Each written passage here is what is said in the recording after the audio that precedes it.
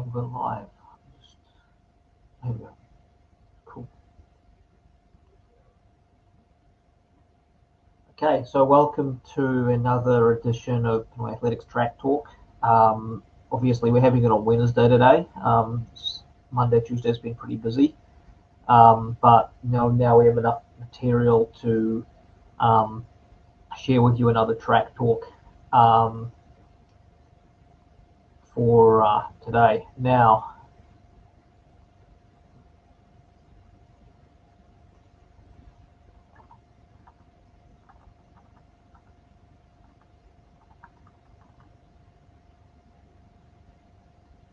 okay, so track talk 25th of November 2020.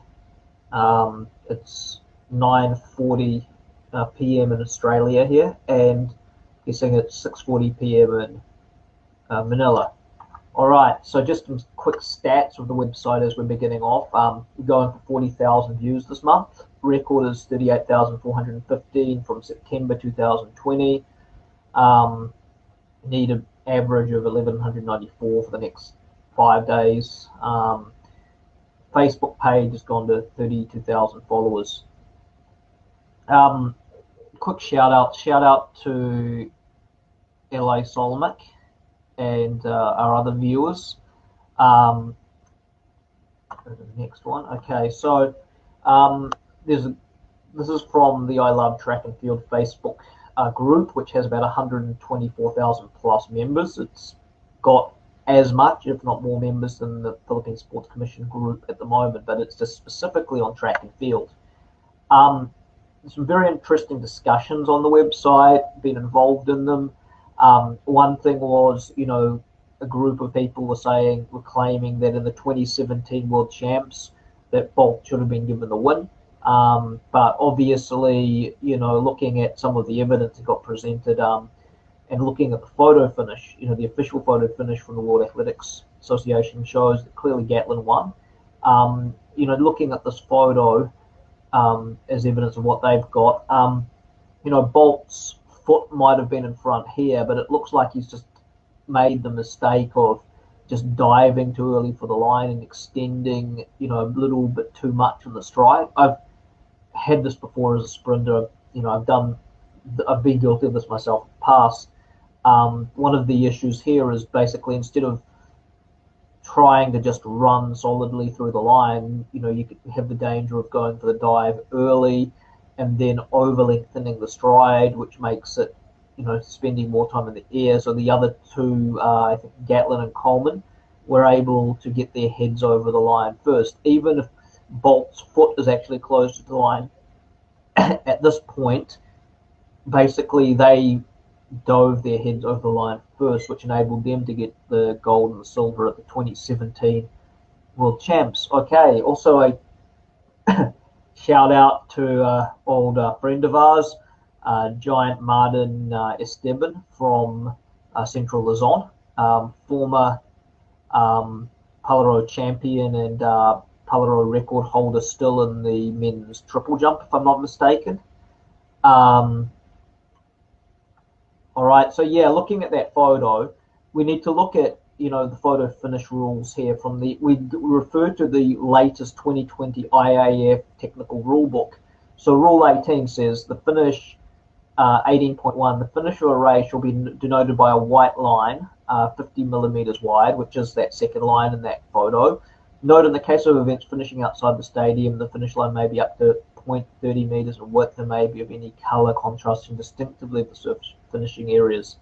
The athlete should be placed in the order in which any part of their bodies, torso is distinguished from the head, neck, arms, legs, hands, or feet, reaches the vertical plane of the nearer edge of the finish line as defined above. Okay. So next. Okay, so some home workouts. So I've posted here, which I'm doing with the athletes I'm working with at the moment, more from our Athletics Australia course, more on resistance band workouts, for more activation and body resistance type stuff, good for glute activations and you know, that sort of thing. It's good if you don't like to have one of these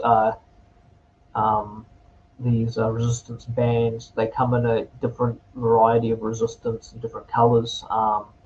They're good to have if you don't have weights equipment, especially during the pandemic. It's a good thing that has a multiple range of uses, as seen with these exercises. Okay, next. All right, so this is the main thing that we're going to be discussing. As you know, there hasn't been any events this year in the Philippines due to the COVID and that sort of thing. What Pinoyathletics is going to do is we're promoting women in sports through a 60-meter virtual dash for cash. Now, in support of women's sports in the Philippines, we're planning to hold a virtual women's 60-meter dash. Please note this is a Pinoyathletics event and in no way, shape or form is associated with the PTAF or PSC. So, you know, like it's, in that aspect, it's not being organised by these two different groups. So it's being organised by Pinoyathletics. So any queries or such should be directed at us. Performances can be recorded between December the 7th and 12th, but must be submitted by no later than December 12th, 10 o'clock p.m. Philippine time. Entries will close on December the 5th, meaning that we will not be accepting any more entries after December the 5th for this event. Performances can be done on a rubberized oval, dirt oval, or grass field. Note that some areas in the Philippines already have rubberized ovals open, obviously not in NCR, but other areas and provinces have these rubberized ovals open now. Okay, next slide. Okay, so for this event, no hand times will be accepted, obviously. We will extract times from the video using Kinevia software. And in saying that, we need a clear view of the start and the finish line, meaning that, you know, we need to be able to see the start, see the finish line very clearly to extract an accurate time off the video. Of course, it's not going to be as accurate as electronic timing, but it'll probably be more accurate than, you know, lots of margin of error if someone's standing there with a stopwatch. Okay, so the prize money for this event will be up to 5,000 pesos for the winner.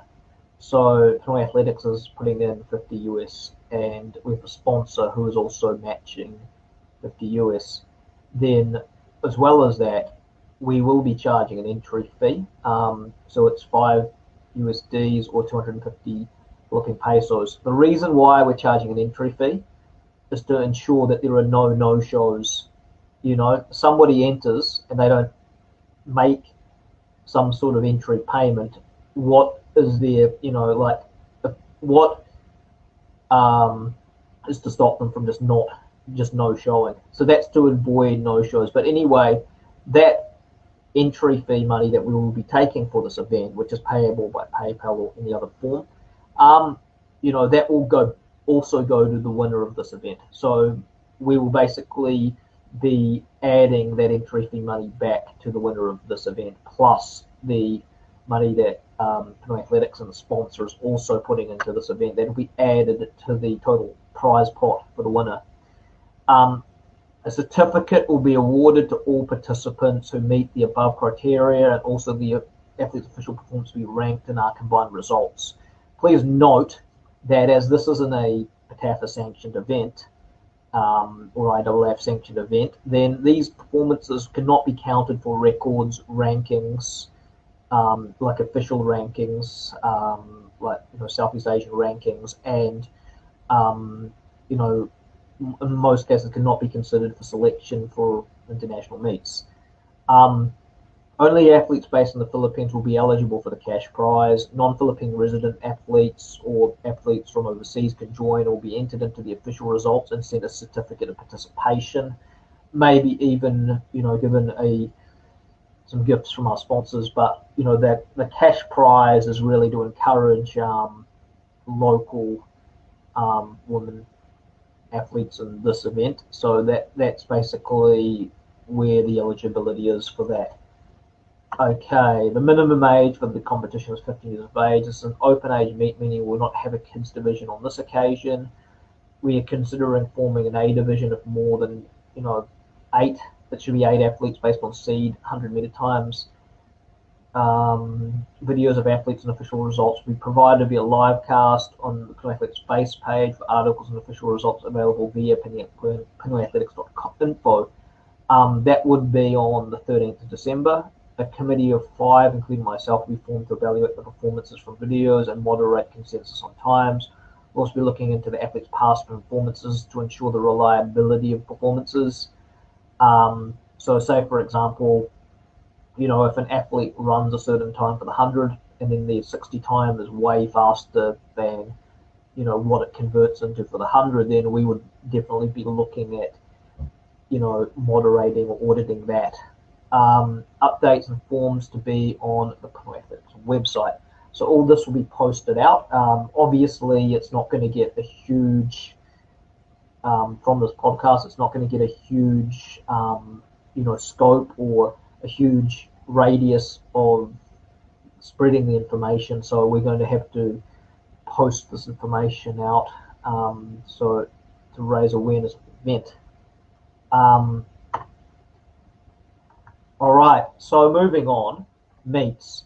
Okay, so December 10 to 13, definitely coming up, is the Thailand National Championships in Bangkok. So they've had smaller meets and marathons, but this is their only and first meet for this half of the year since the pandemic hit. It's a closed national or open meet for their athletes training up for the Southeast Asian Games.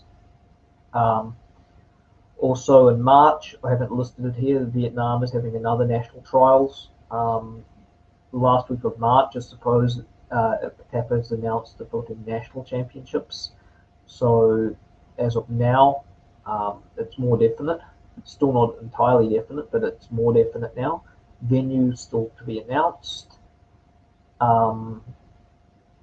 If I had to guess which venue they're going to use, Clark seems out of the question because it's really being used as a quarantine centre. So somewhere like EMOS, or probably not in Manila, but somewhere like EMOS or Laguna would probably be more likely at this point.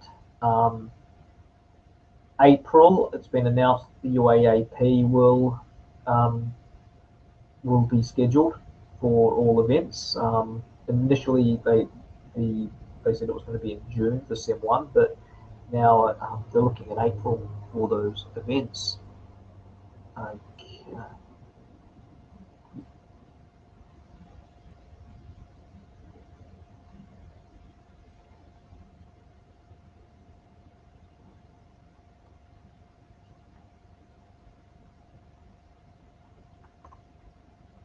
So yeah, the Daily Tribune interviewed Eric Cray.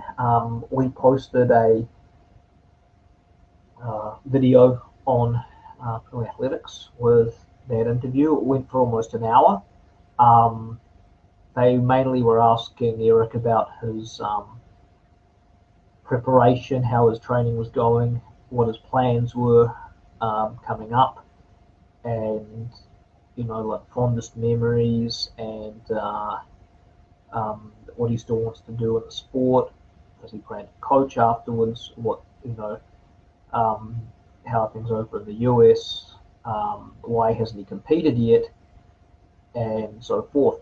So you can catch that interview. We've posted a copy of it up on Athletics. It's also available on the Tribune Sports site. It's about an hour-long interview with Eric Cray, where he, discusses pretty much every question thrown at him by the 3 interviewers Tribune. Okay, next. So one question that I asked, but it didn't actually get asked, and it's also applicable in some of the athletes I'm coaching at the moment, because I'm coaching a lot of athletes who are over the age of 25. Things to ponder: nutrition and diet with the aging athlete. So as if we look at some of the older athletes in sprints like Gatlin or Kim Collins or Powell or Olympic Christie, one thing, for a sprinter to really last longer than 35, diet really comes into play, and even Carl Lewis as well, like himself, going vegan.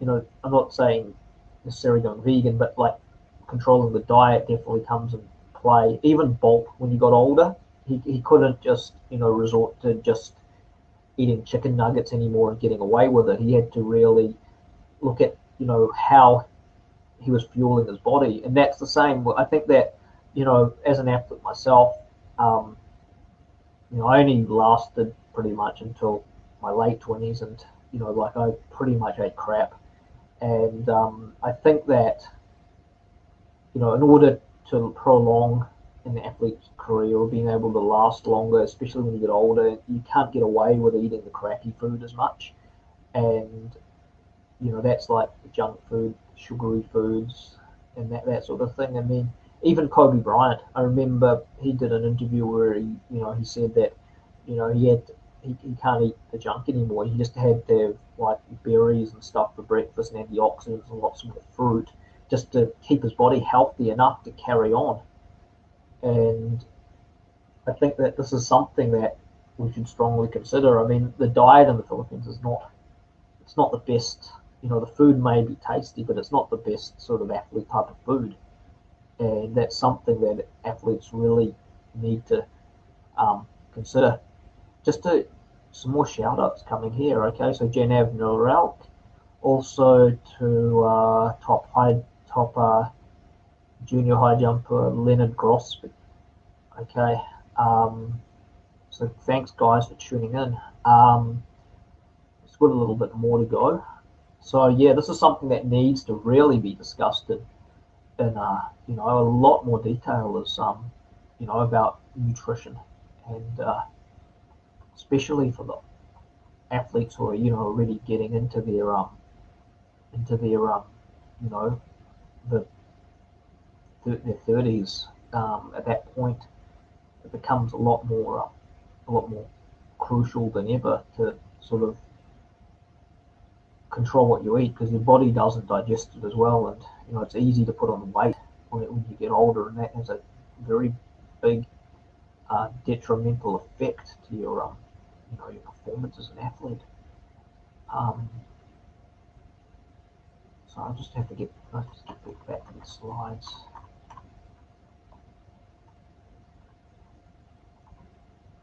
Okay, I think that'll do.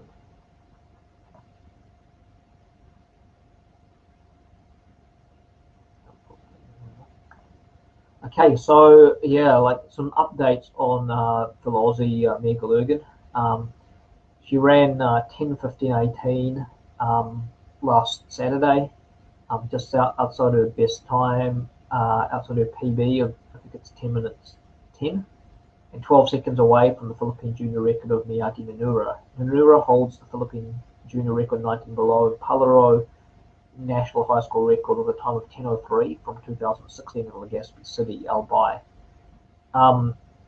Gallagher's performance erases the 33-year-old Philippine record for 11-year-olds set in 1977 by Asinia Sagaray of 10:38.2. The performance ranks Mia 7th in the Philippine junior all-time list. So there's a lot of names there like Nanura, Kelly, Rosalinda Catalong. They're all sort of bunched up, ranked slightly ahead of Mia at the moment.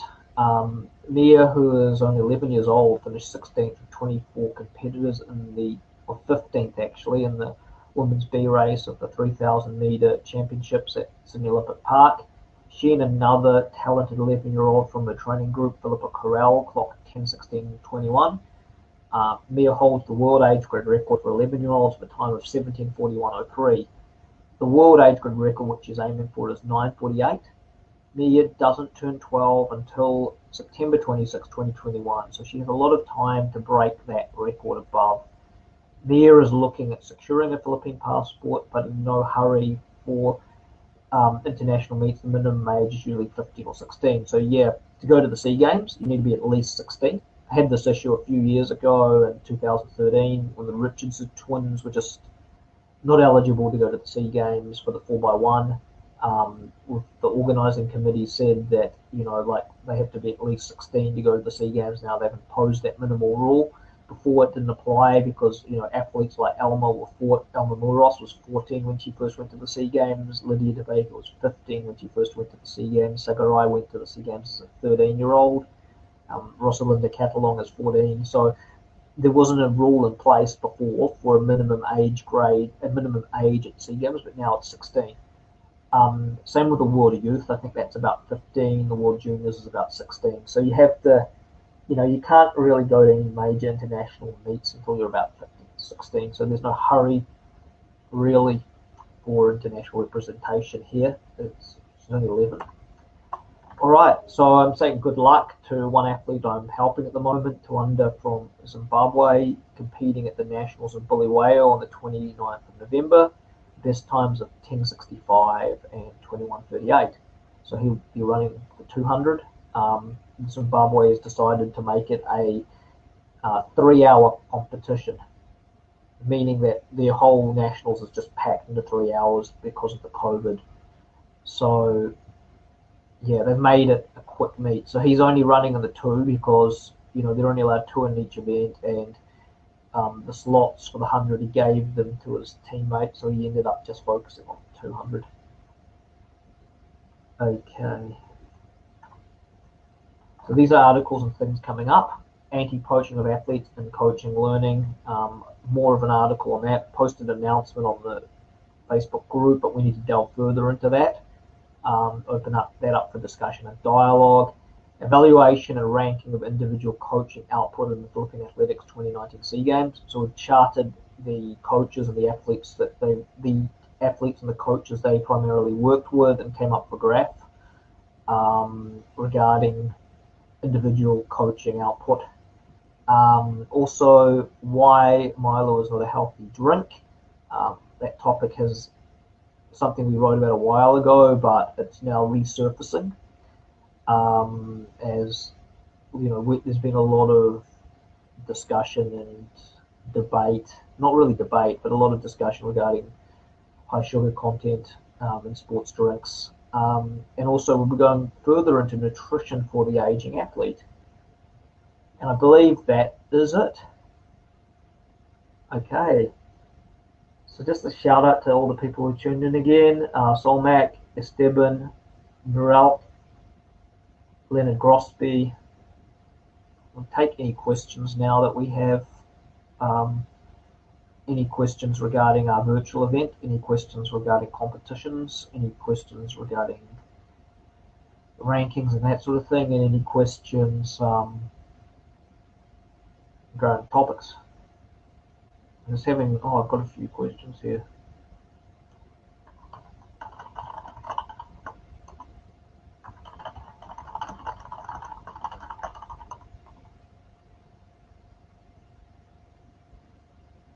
Oh yeah, there was actually some more stuff that I had which I haven't put into the spreadsheet that I need to quickly go over. Okay, the first thing was, you know, like on our Facebook fan page of Pinoyathletics, fortunately we've had to ban about 10 or 15 people because we posted a video, a 4x4 video, which included Alma Muros from the 1993 SEA Games, and you know, like, firstly, it's not Pinoyathletics' intention, you know, to post videos where the Philippines isn't winning. But I don't see what is wrong with posting videos when the Philippines isn't winning, because, like, I'll give various reasons why. Firstly, in this video from the 1993 SEA Games, the Philippines 4x4 team finished. There was 3 teams and they finished 3rd out of 3. So, yeah, if you want, you can say they finished last. But the point is that they still were awarded a bronze. So there was gold, silver, and bronze. So the Philippines finished bronze in the 1993 SEA Games. But, you know, we didn't say they finished last in our report or in our description of the video. We said they got the bronze. But everybody, you know, seems to be jumping to the negative conclusion, and this isn't from our mouth, it's really from theirs, that, you know, that basically they came last. But We never said they came last. We said they got the bronze. You know, where did we say they came last? Go and look at the description again. You know, go and look at it again. It doesn't matter, you know, if you go and look at the description 100 times, you won't find it because we never said it. So, you know, that's the first point, is who is really being negative here. We're saying they got the bronze, and people are saying, oh, they came last. You're posting videos of people coming last. Okay, so that's one. Secondly, Pinoyathletics doesn't just have viewers from the Philippines. We have viewers from all over the place, in other Southeast Asian countries, other Asian countries, from the States, from India, from, you know, you name it. But the second point is that, you know, the Malaysians, they won the race and they were quite happy the video was there. So the video isn't just there for the benefit of the Filipino sports and athletic community and public. It's there for the other countries to view as well. Maybe they want to see the video of their team getting the gold. That's the second point. The third point is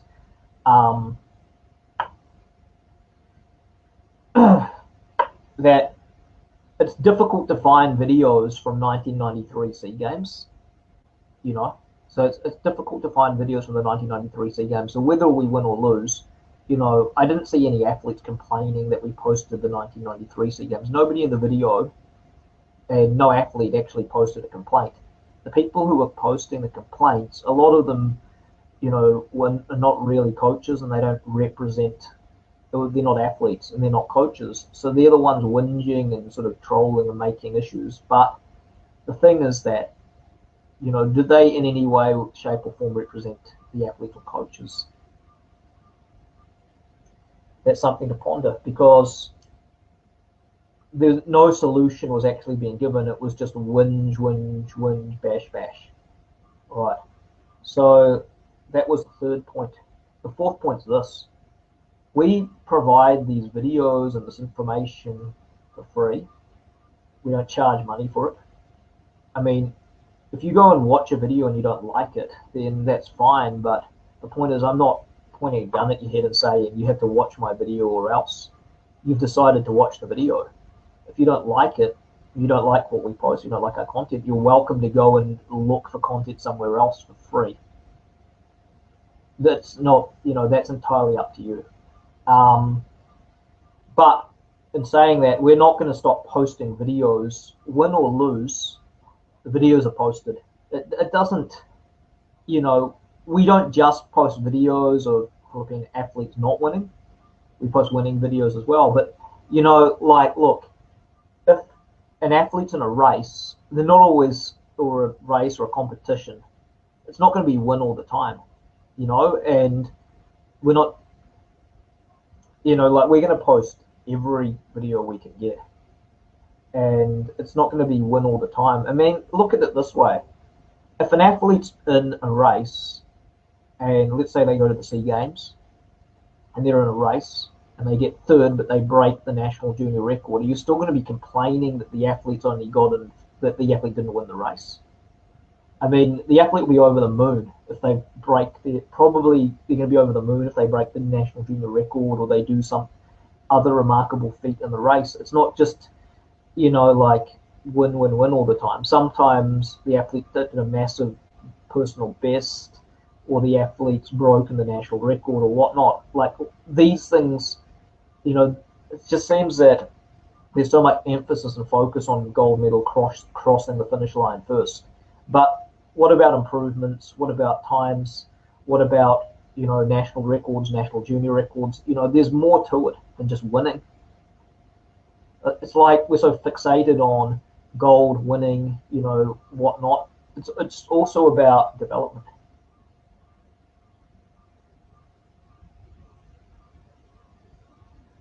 Okay, special shout out also to Hannah Doramilia, who's also tuned in that last part of our video. So yeah, like, so that's enough on me having my rant there about, you know, some housekeeping with the page, but, you know, it needs to be done. Warnings were given, but, you know, they still persisted, so we had to just cut a few branches off the tree. Anyway, weights, my weight training I've been doing at the moment. I've been getting into quarter squats. Haven't done them for a while. They're certainly easy to recover from than doing a full squat. So yeah, I've just been getting back into the weights.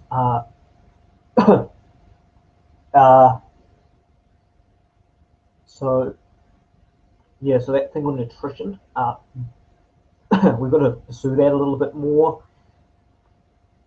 as well as expand on a bit of the other articles.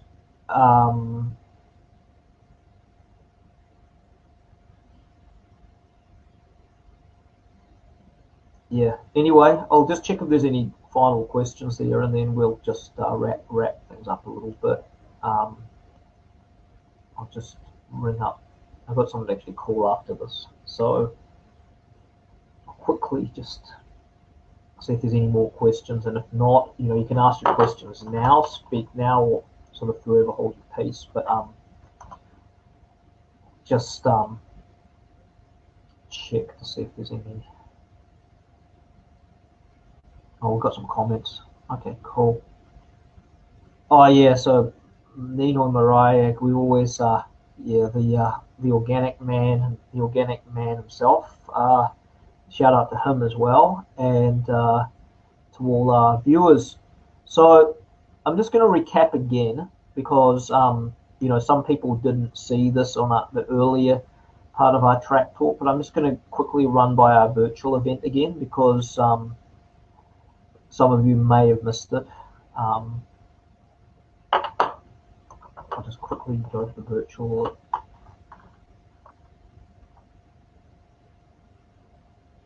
All right.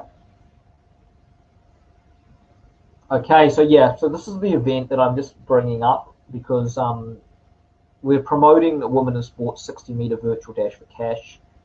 For the support of women's sport in the Philippines, plan to hold a virtual 60-meter dash. No way, shape, or form associated with the TAFL of PSC. So any queries for the event come through to Pinoyathletics. Performances can be recorded between December 7th and 12th, but must be submitted by no later than December 12th. Entries will close on December 5. Performances can be done on rubberized oval, dirt oval, grass field. No hand times accepted. Extract times from video software. Prize money of up to 5,000 pesos for the winner at this point. $5 US entry fee or 250 pesos payable via PayPal or other means to ensure that we don't have no-shows. Certificate awarded to all participants who meet the above criteria, and also the official performances ranked and combined results. Only athletes based in the Philippines will be eligible for the cash prize. Non-Philippine residents can join or be entered into the official results and given a certificate of participation. Minimum age is 15. Open age meet, no kids division. If we have 8 athletes, we might, based on 100-meter seed times, form an A division. Videos of athletes and official results will be provided on livecast or Pinoyathletics Facebook page on December 13th. Facebook page with articles and official results available. Pinoyathletics.info. Committee of 5, including myself, to evaluate performances on videos, and any updates and forms will go on to the Pinoyathletics website and page. As obviously this information will not be as widely dispersed on this podcast. Okay, so that was just repeated it. Oh, we're having more likes, so we're getting more people in.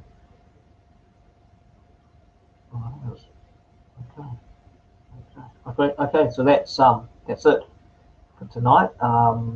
Good 30 minutes. 10, 15 slides, 30 minutes. We'll leave it at that, and good night, everyone.